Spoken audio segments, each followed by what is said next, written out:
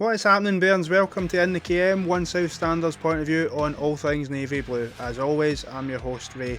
Today's video, we are here to react to, break down and discuss our latest match in which Falkirk overcame Ayr 2-0. We'll also be looking ahead to the visit of Livingston tomorrow. I just decided, because of the quick turnaround with it being Saturday straight into Tuesday, I just decided, fuck it, let's just do one big bumper video instead of uploading two separate videos. It just seemed to make more sense. So, quick turnaround, that's why it's just the one video. So it'll be a wee bit longer than usual, I would imagine. So, first off as well, a few things to cover off before we get into looking back at the game against Ayr and then previewing Livy as well. No Pie or Die segment on Saturday.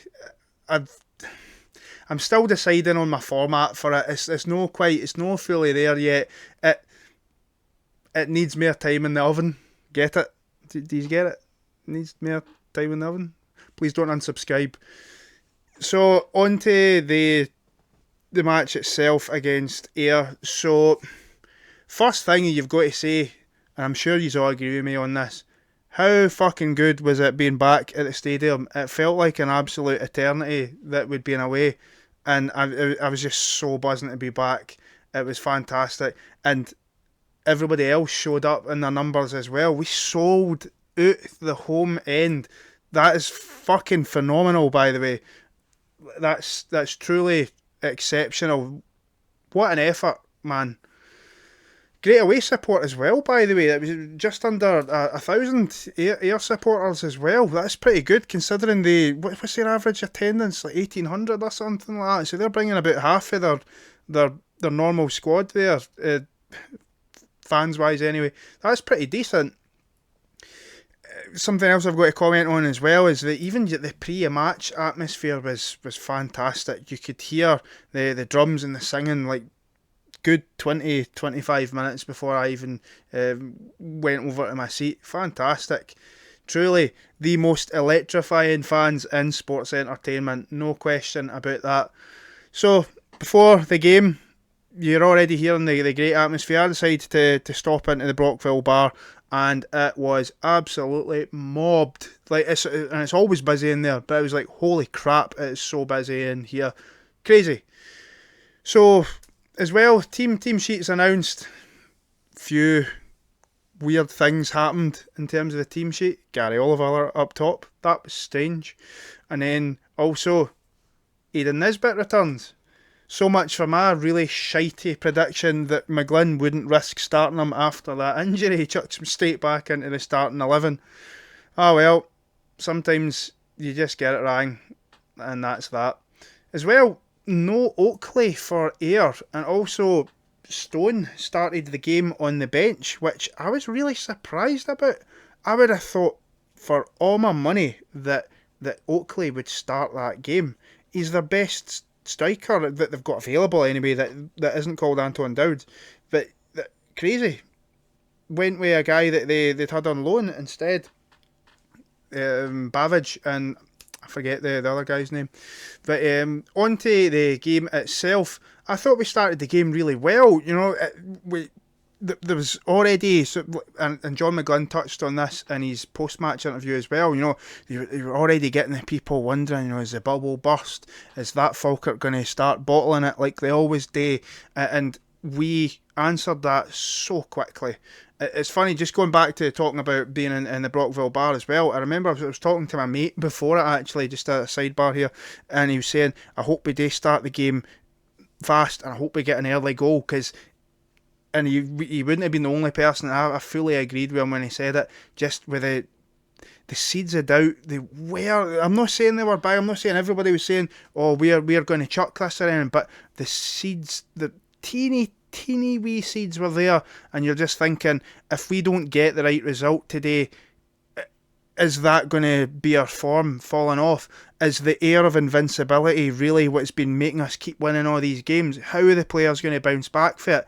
Now, the players all said before games, including Call when he was on the the podcast as well, the one with Ewan Cameron and Stephen Milne, they were talking about the mindset, the mentality, and trying to keep things going.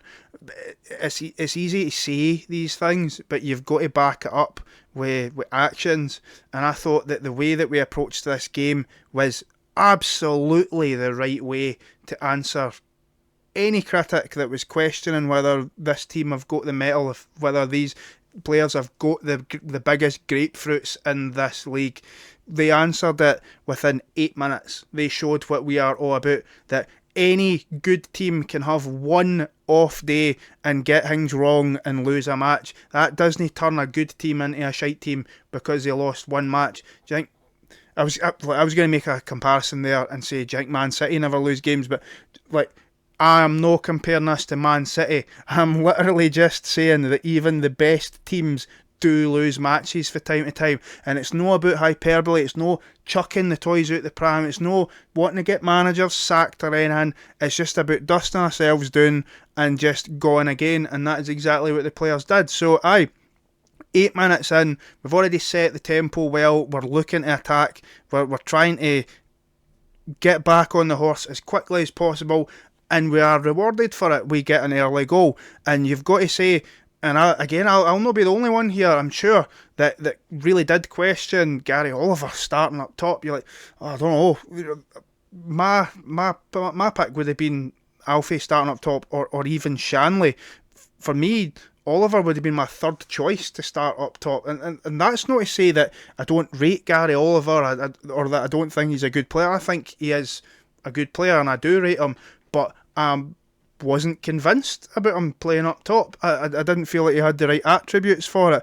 I feel like his hard working and the way he can hold on to the ball and bring others into play, I think it works in the number 10, but I wasn't convinced that he could do that leading the line. Shows what I know. The way that he creates this goal as well, he drops deep for the ball and then turns and plays in an absolutely incredible ball to Ethan Ross, who's racing through on goal. Bit of a tight angle, and I'm pretty sure he nutmegs the goalkeeper, and you're 1-0, and it's 8 minutes in. I turned to my mate who we were talking to in the bar, and I said, "Is that early enough for you?" And it was like, oh, right, okay, we're back in business. We can relax a wee bit. Any seeds of doubt, forget about it. So, something as well, you've just got to say that Ethan Ross has this habit of taking his chances when he gets them, and he is the excellence of execution in this match especially. We'll talk about his later goal as well, where he ends up grabbing the second goal as well, not long after the second half starts, where, having watched Falkirk Daft, I think Ross mentioned this, and I totally agree as well, that in terms of doubts, you're still thinking, okay, we're ahead, we're winning 1-0, we've missed a couple of chances, Calvin Miller's went really close. I'm no slating Miller's attempt either, it's a good save for the keeper. There's also another one where Ethan Ross just somehow does not score, and for all the money in the world, you'd think he was making it 2 there, and he just can't get it into the back of the net. It's just one of those ones where there's bodies flying about all over the place, keepers make himself big, and he just can't get it in, and he looked gutted, to be fair.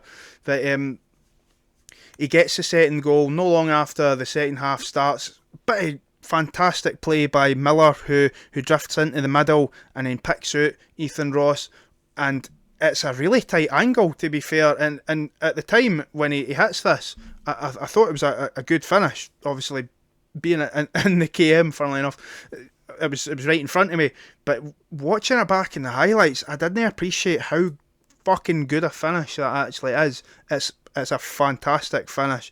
Just opens up his body, and it's that one as well where it's my favourite kind of goal, the side foot, the RB finish, or R1 finish if you're a PlayStation player, where you just curl it. It's brilliant. Finesse shot. Big fan of that. One of my favourite wingers was always Arjen Robben, and that's the type of thing that he excelled in, the cutting in and passing it with the outside of the boot into the far corner. Love that shit. fantastic finish. It's 2-0 at that point, and it's just, there's no doubt at that point where the points are going at 2-0. There was never any doubt in my mind that we were going to be chucking a 2-0. No chance. We were so dominant at that point as well. You've got to say as well that Nesbitt had been really, really missed. Absolutely. He gave a lot of energy, a lot of work rate, his engine as well. The guy just, I think people have called him an Energizer bunny before, and that's a really great way of describing him. The guy does not run out of puff. He's got some engine on him that I can't really describe it any other way than that. You don't realise how much you miss players sometimes until not only they're not there, but when they come back and they remind you how good they are, how effective they are. Absolutely, we missed Aidan Nesbitt. Glad to have you back, mate. In terms of Ethan Ross as well, we've got to say now, just going back to Ethan Ross again, that's a few times where he's had a really, really big moment and he's been the star man. Same as against Hearts as well. Question is though, is he the best there is, the best there was, and the best there ever will be? Let me know, anybody in the comments that get that reference. As well, I want to talk about Hendo and Graham. They are like a tag team, honestly, and how good they are, how resolute they are at the back. What is with all these wrestling references tonight? Anyway, just want to make actually a special mention to not just Graham, who is an absolute colossus, by the way. Like we sometimes when you get a guy in on loan, you're thinking, it'll be a useful squad option and that. But he slotted straight into the starting 11, and he does not look out of place at all. And bear in mind, he's still a young lad as well. He's 20, so he's still got to find his feet in the changing room, find his voice a wee bit as well. He's still the new boy, so imagine he's still trying to get to know everybody, and that he's only going to get better. And he's already a standout performer in the 2 games that he's played. And what a big boy he is as well. Like he's not going to be losing too many headers, let me tell you. But what I wanted to mention as well is just in terms of Hendo, like we've got to mention about Hendo's versatility, and this can't be understated. I mean, bear in mind that most of last season he was playing in midfield. I know he played at centre half before that. That when you think about when he did move into centre half, he's had more partners than Katie Price. He's played with so many different defensive partners. We're talking Mackie, Call, Graham, Ross McKeever. Do you remember that on Trophy Day? That was an interesting experiment, wasn't it? But Hendo has had a lot of different defensive partners, and you can see that he uses all of his experience and he marshals Graham through the game, just like he was with Mackie and McKeever as well. Guy's a leader. I know he doesn't wear a captain's armband or that, but he's absolutely one of the main leaders in that core group between him, Spencer and Cole. No question about it. He's an absolute key component of this team. Big Hendo fan. Something else I wanted to just mention as well was, and there's not a lot really I can say about Ayr themselves, but I don't want to just make this all about us. If anything good happens with the other team, I want to mention it. I thought that Roos that plays for Ayr, he looks decent. Yeah, he's a decent player. He was unlucky not to score, actually. Probably Ayer's best chance of the game, where it was in the first half where he drags a shot just wide after he turns his defender. I can't remember if it was Graham actually, but that's not against Graham. It's a lovely bit of movement where he swivels, turns round and he drags his shot just wide of the post. And it was a bit of a let off, to be honest, because it was when he turns, you're thinking he is absolutely hitting the back of the net with this, and then to see it go wide, oof. But it was really, really good bit of play.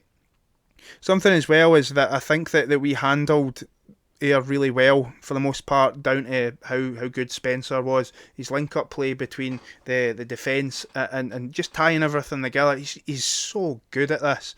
He's probably one of the players I enjoy watching the most in the team, and I'd describe him as a linchpin. You know, he's always, whenever there's the little triangle passes between defence, the fullback, and then into midfield, he's always the one that's in between all of that, and how he just shifts across as well. Like any situation where one of your defenders is under pressure, he's always there. Just give him the ball, just give him the ball. If you're under pressure and you don't know where to pass the ball, just look for him, and he's just always there. Hugely important player is our Brad Spencer. Although I will say there was one incredibly nervy moment in the second half where he receives the ball from, I'm pretty sure it's Hendo. To be fair, I think Hendo gives him a bit of a hospital pass here, where Spencer's instantly under a lot of pressure. I'm sure there's like two guys on him immediately, and he's got no choice but to pass it across his own back line to Graham, who's open.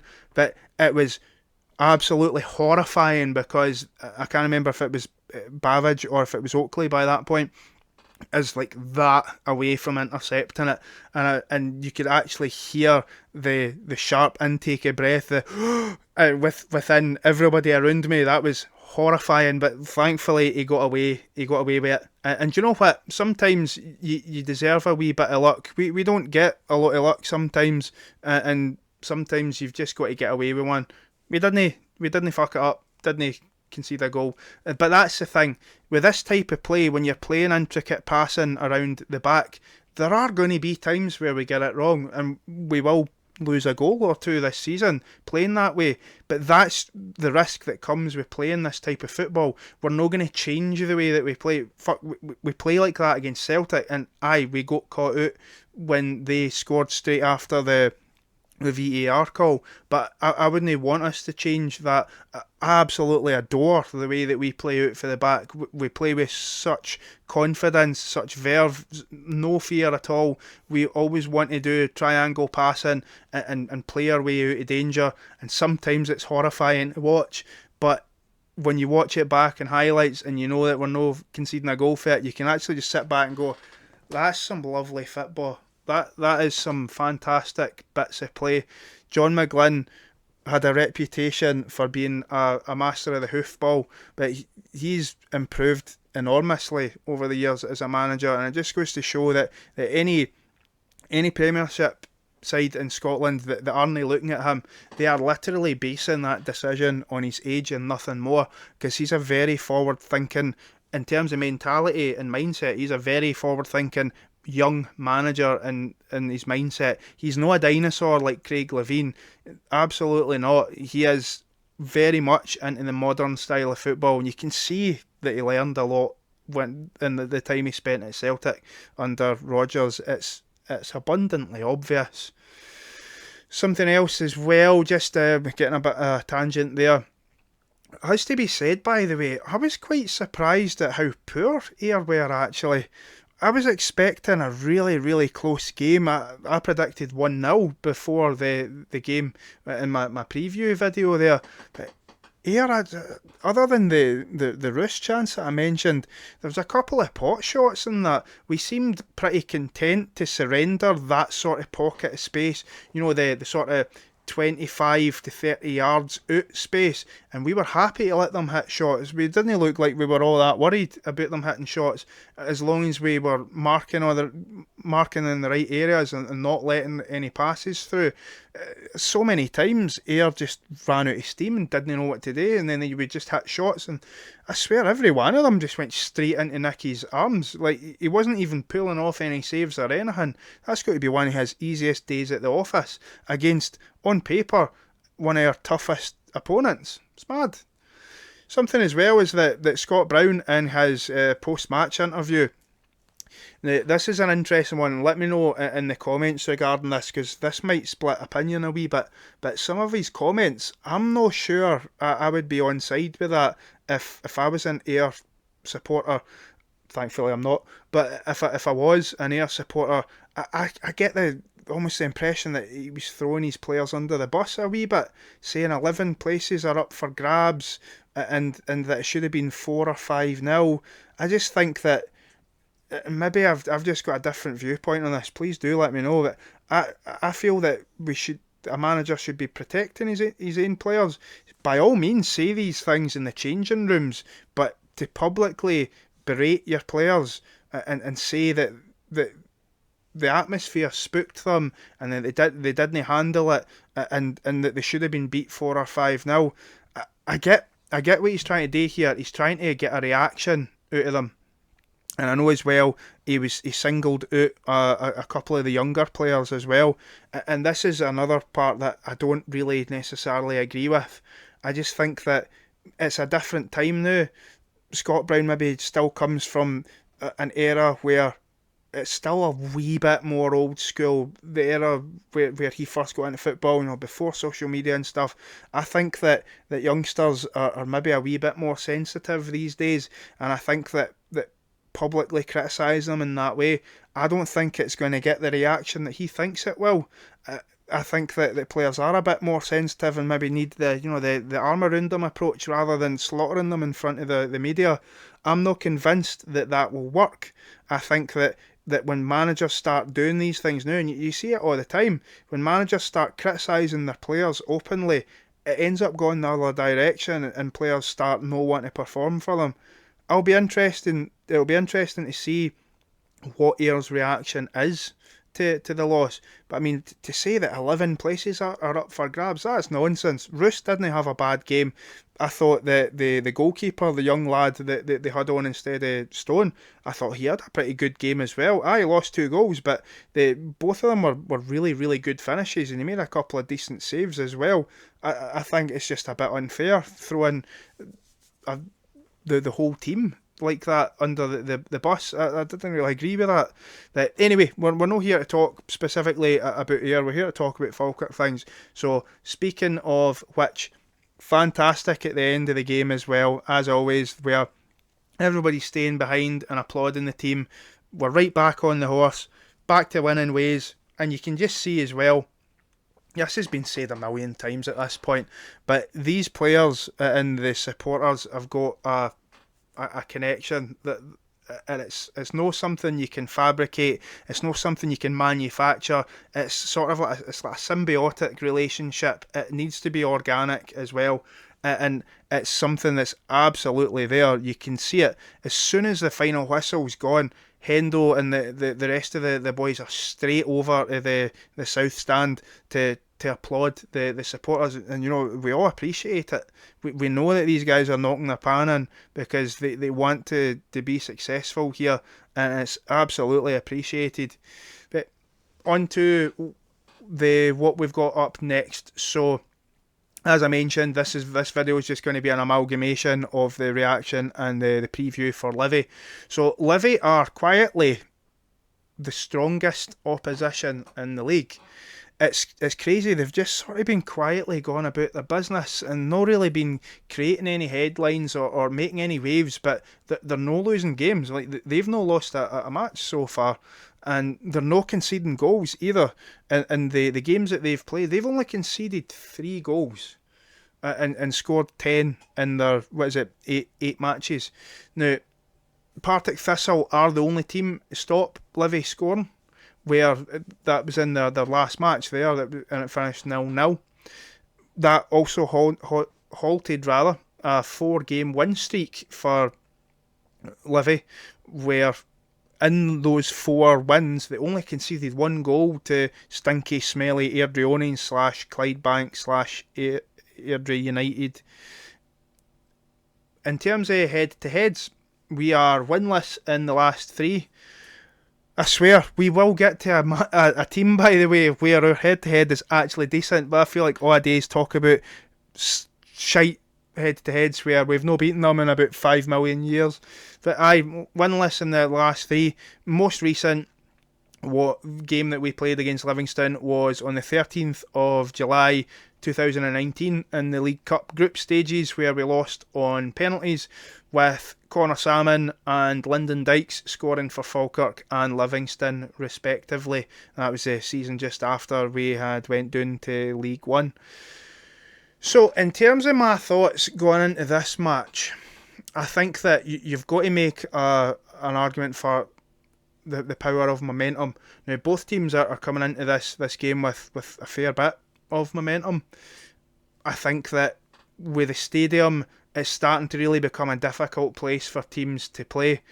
I'm not saying that, for example, had we played Celtic at home, that it would have been a different result, but it's entirely possible.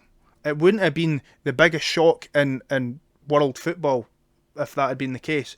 I think the teams don't like coming here at this point, and we've got to feed off of that. We've got to buy into that even more and make it as uncomfortable and as horrible a place as possible for teams to come here. And if we want to call ourselves title contenders as well, it's really simple, Burns. We've got to beat the best teams in the league, and Livingston are probably the biggest threat that we have. I'm not going to say that Ayr are going to fall away or anything like that, but it's hard to see them keeping the pace when they've lost so many players to injury, hugely important players.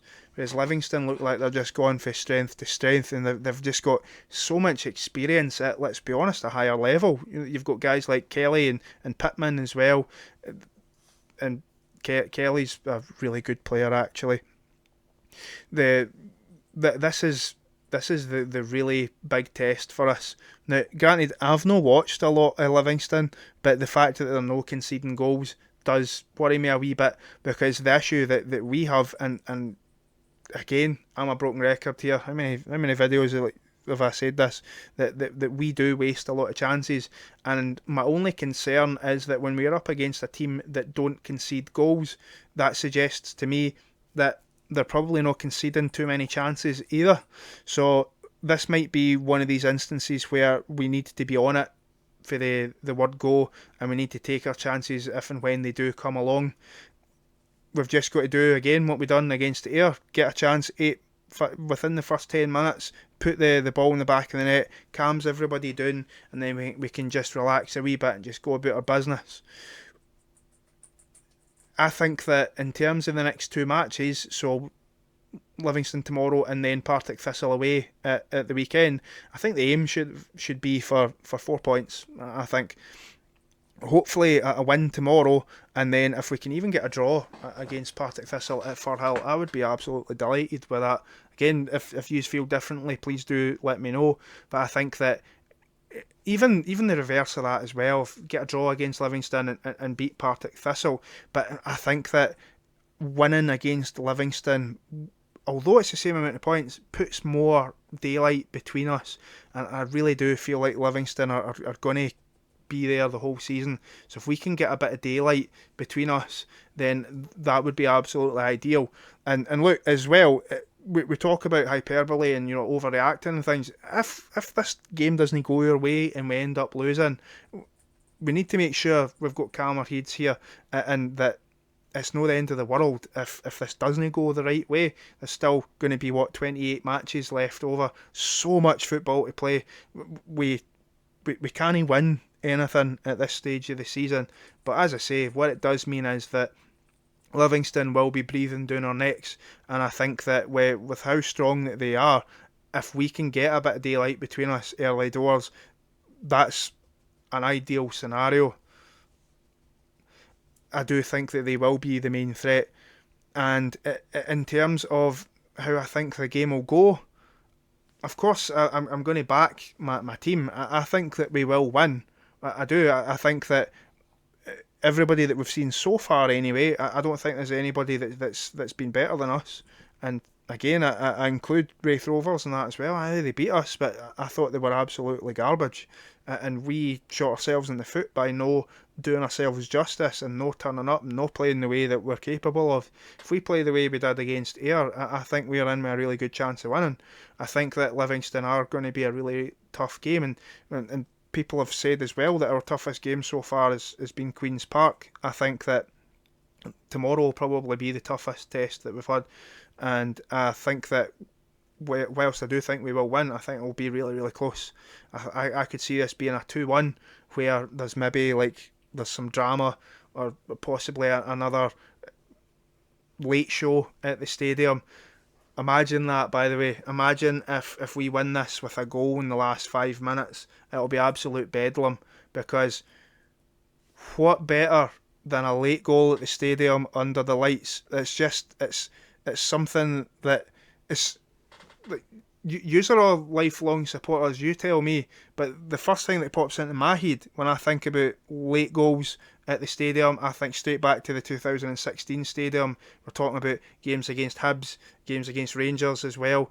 Like, oh, I remember I was listening to the Big Football podcast, and you and Cameron on one of the episodes was trying to say that nights under the lights are overrated. Are they? Fuck.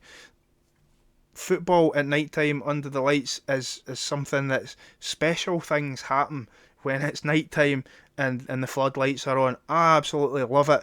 Inject that straight into my fucking veins. It's amazing. Especially as well, we've got the disco LEDs, which I cannot wait to see in action.